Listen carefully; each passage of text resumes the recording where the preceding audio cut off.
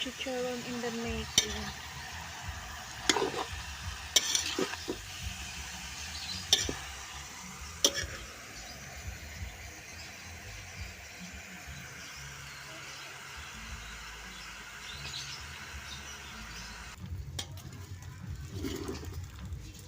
Lumabas na ang kanyang mantika.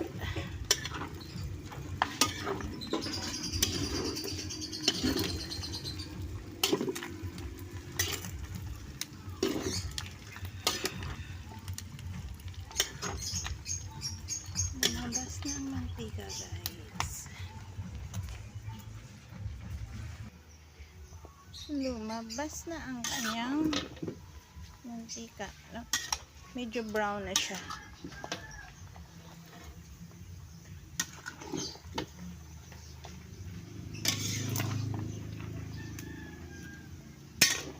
Brownish na siya. Medyo nag-brown na siya.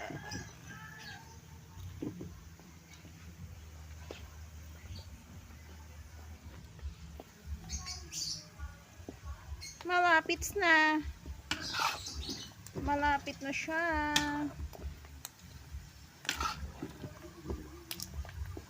Malapit na matapos ang ating pre-cook ng chicharon.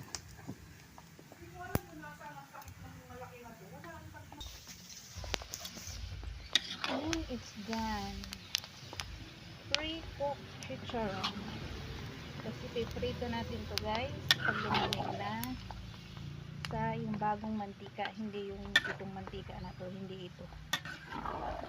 Panibagong mantika. Palamigin muna natin. Okay? Bye!